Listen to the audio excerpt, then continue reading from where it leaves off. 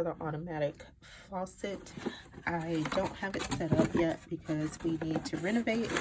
However, in the box it has instructions, comes with the instruction manual.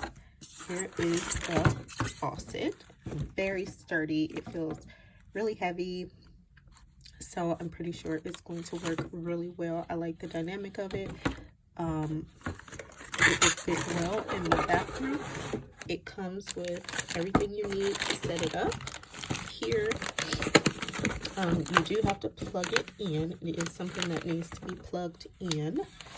But once I get it in my bathroom, I will update you guys with the review.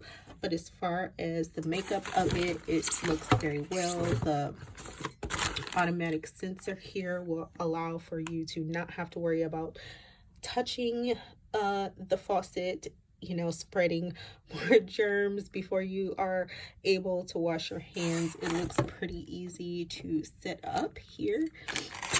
Like I said, it comes with the instruction manual. Oh, this was the bag it came in, guys.